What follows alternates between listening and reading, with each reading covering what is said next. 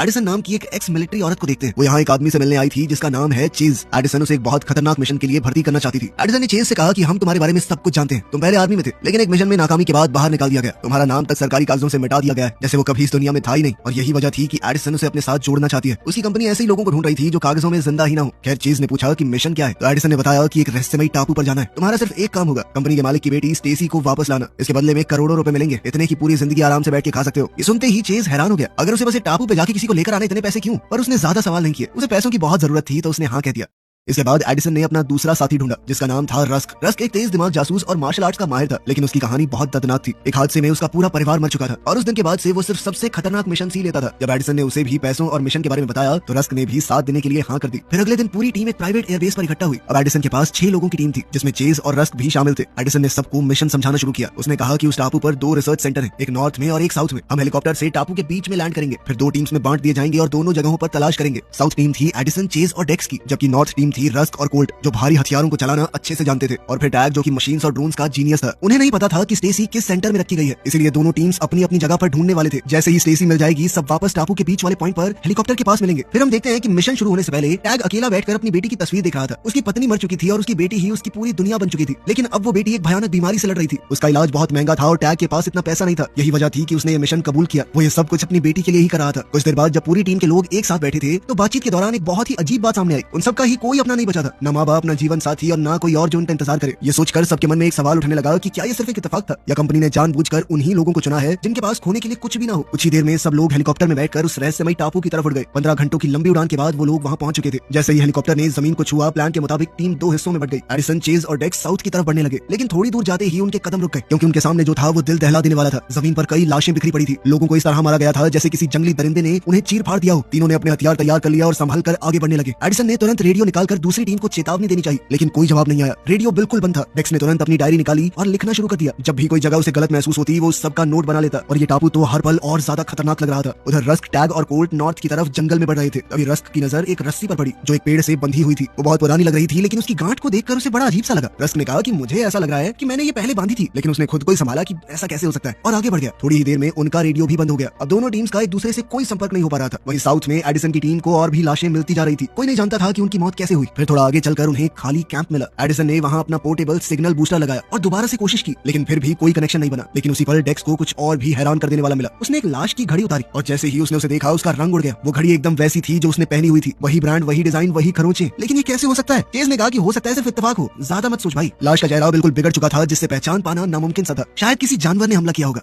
जब दोनों टीम्स अपनी अपनी तरफ टापू को तलाश कर रही थी तब उन्होंने पायलट को हेलीकॉप्टर के पास ही रुकने को कहा था, लेकिन तभी जंगल में उसके कानों में अजीब सी आवाजें पड़ने लगी। और अब हम वहीं पहुंच गए जहां से कहानी की शुरुआत हुई थी। जो शख्स पायलट पर हमला करने आया था वो कोई आम आदमी नहीं था, बल्कि वो एक बदला हुआ म्यूटेटेड इंसान था जिसे इस आइलैंड की किसी अजनबी शक्ति ने दरिंदे में बदल दिया था। पायलट को मारने के बाद वो बदला हुआ आदमी हेलीकॉप्टर में बैठकर भागने की कोशिश करने लगा, लेकिन जैसे ही हेलीकॉप्टर हवा में उड़ा और ऊपर जाने लगा वो किसी अदृश्य दीवार से टकरा गया और जोरदार धमाके के साथ फट गया। इस घटना से ये साबित हो गया कि इस टापू से कोई नहीं भाग सकता। उधर कैंप के पास टैग और डेक्स को अचानक कोई आवाज आई। जब वो देखने गए तो उनकी आंखें खुली की खुली रह गई। उनके सामने एक आदमी जिंदा खड़ा था। उसने अपना नाम डॉक्टर यंग बताया। उसने बताया कि वो इसी सुबह अपनी रिसर्च टीम के साथ यहाँ आया था, लेकिन जब वो टापू पर पहुंचे तब सब कुछ पहले ही तबाह हो चुका था। उसकी टीम के लोगों को किसी अनजान चीज ने एक एक करके मार दिया। ये सुनकर एडिसन और बाकी लोग हैरान रह गए। एडिसन ने कहा कि हमसे पहले तो यहाँ कोई और टीम नहीं आई थी, लेकिन डॉक्टर यंग अपनी बात पर अड़ा रहा। तब उन लोगों ने उससे स्टेसी के बारे में पूछा, वही लड़की जिसे बचाने के लिए वो यहाँ पर आए थे। स्टेसी का नाम सुनते ही डॉक्टर यंग का चेहरा बदल गया और उसने उन्हें धीरे से अपने साथ चलने को कहा। वो उन्हें जंगल के बीच एक अकेली बिल्डिंग तक ले गया। वहाँ जमीन पर एक लाश पड़ी हुई थी। उसका चेहरा बुरी तरह से खराब हो चुका था। यही लड़की स्टेसी है, यानी वो पहले ही मर चुकी थी। इस मंजर को देखकर सब लोग सन्न रह गए। जैसे बचाने वो यहाँ पर आए थे वो तो कब की मर चुकी थी। एडिसन ने धीरे से बाकी सबको देखा और कहा कि अब क्या हमें पैसे मिलेंगे, मगर किसी के पास कोई जवाब नहीं था। थोड़ा सोचकर उन्होंने फैसला किया कि वो स्टेसी की लाश को अपने साथ लेकर जाएंगे ताकि कोई तो सबूत रहे। रात हो चुकी थी और हेलीकॉप्टर का रास्ता काफी दूर था, इसलिए उन्होंने वहीं कैंप में रात गुजारकर सुबह निकलने का फैसला किया। अभी भी वो दूसरी टीम से कोई कॉन्टैक्ट नहीं कर पा रहे थे ताकि उन्हें बता दें कि मिशन पूरा हो चुका है। इधर डॉक्टर यंग को थोड़ा सुकून महसूस हो रहा था। उसने कहा कि कम से कम मैं अकेला नहीं हूँ, तुम लोगों के साथ यहाँ से निकल जाऊंगा। लेकिन तभी एक और अजीबोगरीब चीज हुई। डेक्स अपनी डायरी में कुछ लिख रहा था कि तभी डॉक्टर यंग ने उसे देखा और कहा कि ये तो मैंने पहले भी देखी है। उसने अपना बैग खोला और उसमें से डायरी निकाली। वो बिल्कुल डेक्स की डायरी जैसी थी, वही कवर, वही निशान, वही लिखावट। ये देखकर तो सब लोग हैरान रह गए। लेकिन सबसे ज्यादा डर की बात तब सामने आई जब उन्होंने उस डायरी के अंदर देखा। उसमें अगले दिन की घटनाएं लिखी हुई थी जो अभी हुई भी नहीं, और वो भी डेक्स की ही लिखावट में। उसी पल डेक्स का सर घूमने लगा। उसने कहा कि मैं तो आज ही यहाँ पर आया हूँ, ये सब कैसे लिखा जा सकता है? लेकिन इस सवाल का कोई जवाब नहीं था। ये टापू हर घंटे के साथ और ज्यादा रहस्यमयी और भयानक होता जा रहा था।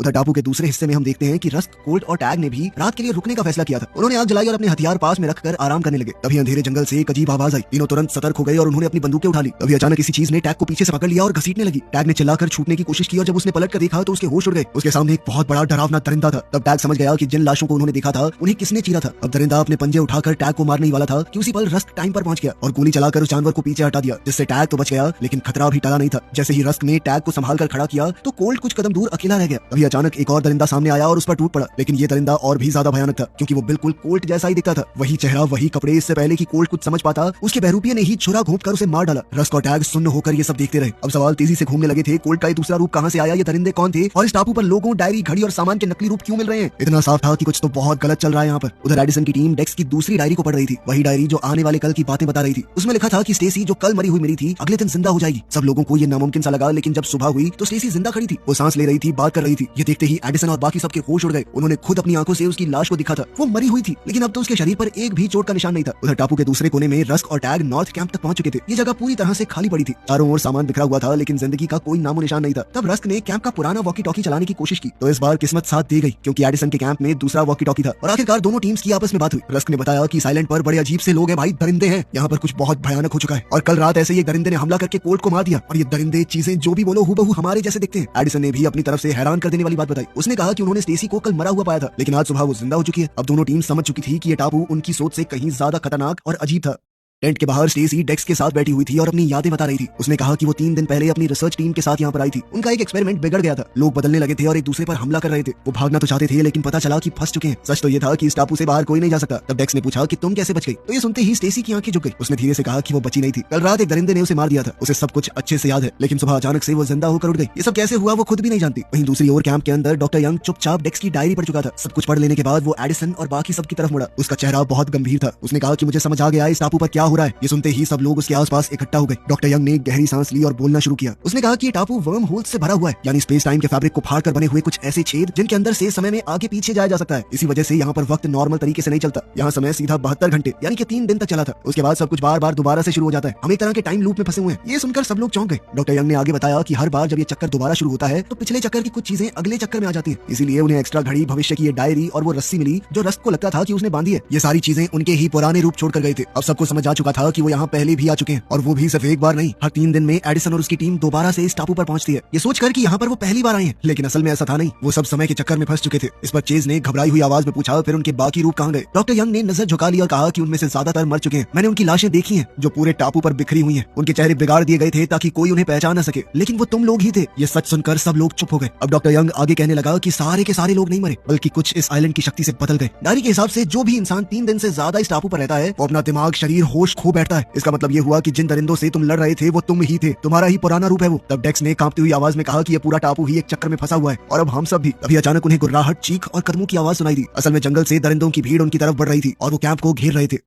उधर रस्क और टैग रेडियो पर डॉक्टर यंग की बात सुन ही रहे थे कि उन पर भी दरिंदों ने हमला कर दिया। डेक्स की भविष्य वाली डायरी सच हो रही थी। अपने ही टेढ़े मेढ़े से रूप से लड़ना काफी अजीब सा था, लेकिन उनके पास कोई और रास्ता तो था नहीं, इसीलिए उन्होंने मुकाबला किया। इधर एडिसन की टीम पर भी दरिंदों ने हमला कर दिया था। वहीं चेज एक पल के लिए जम गया क्योंकि वो अपनी तरह दिखने वाले इंसान पर गोली नहीं चला पाया। तब एडिसन ने उसे याद दिलाया कि वो तुम नहीं हो, हमें जीना है। आखिरकार उन्होंने सर पर निशाना लगाकर उन वहशी दरिंदों को गिरा दिया। रस्क और टैग भी अभी तक तो बचे हुए थे, लेकिन उनकी ज्यादातर गोलियां खत्म हो चुकी थी और उन्हें पता था कि ये तो सिर्फ शुरुआत है। उधर कैंप में हालात और ज्यादा खराब हो गए। स्टेसी, जिसे वो लोग बचा हुआ समझ रहे थे, अचानक अपना रूप बदलने लगी। उस पर भी एक्सपेरिमेंट का असर हो चुका था। अचानक उसने डेक्स पर हमला कर दिया। चेज ने उस पर गोली भी चलाई लेकिन देर हो चुकी थी। इस हमले में डेक्स मारा गया। दिन के आखिर तक वो सिर्फ जिंदा रहने के लिए घंटों तक लड़ते रहे। आखिरकार रस्क ने टापू के बाहर मौजूद कंपनी के बेस से संपर्क किया। उसने बताया कि हेलीकॉप्टर तबाह हो चुका है और साथ ही झूठ बोल दिया कि स्टेसी अभी जिंदा है ताकि कंपनी रेस्क्यू टीम भेज दे। लेकिन उसे ये नहीं पता था कि कंपनी पहले से सब कुछ जानती है। उन्हें पता था कि स्टेसी मर चुकी है। उन्हें पता था कि ये टापू 3 दिन के टाइम लूप में फंसा हुआ है और उन्होंने टीम को जानबूझकर भेजा ताकि उन्हें अपने एक्सपेरिमेंट के लिए इस्तेमाल कर सके। इसी वजह से ऐसे लोगों को चुना गया जिनके पीछे रोने वाला कोई ना हो, ताकि कोई उन्हें ढूंढने भी ना आए। फिर कंपनी के गुप्त बेस पर एक और भयानक सच सामने आया। अब सिर्फ 12 घंटों में कंपनी पूरे टापू पर बम गिराने वाली थी ताकि ये खतरनाक बदलाव बाहर की दुनिया में कभी ना पहुंच पाए। अब सिर्फ 5 लोग जिंदा बचे थे और उन्हें किसी भी तरह खुद जिंदा बचकर निकलना होगा, इससे पहले कि टापू तबाह हो जाए। अब रस्क और टैग ने रेडियो के जरिए एडिसन, चेज और डॉक्टर यंग को सब कुछ बता दिया। लेकिन अब सबसे बड़ी प्रॉब्लम ये थी कि उनका हेलीकॉप्टर तो तबाह हो चुका है। जब सब लोग उम्मीद छोड़ने लगे तब अचानक से रस्क को कुछ अजीब याद आया। टापू पर आने के बाद से उसे कुछ ऐसी चीजें दिख रही थी जो घटनाएं कभी हुई ही नहीं। उसे लगा कि ये उसके मन का वहम है, लेकिन अब उसे सच समझ में आ गया था क्योंकि इस टापू पर समय उल्टा बह रहा है, इसलिए वो भविष्य की यादें देख पा रहा था। इन्हीं यादों में से एक में उसने टापू के किनारे छुपी हुई छोटी सी नाव देखी जो उनके यहाँ से निकलने का आखिरी रास्ता है।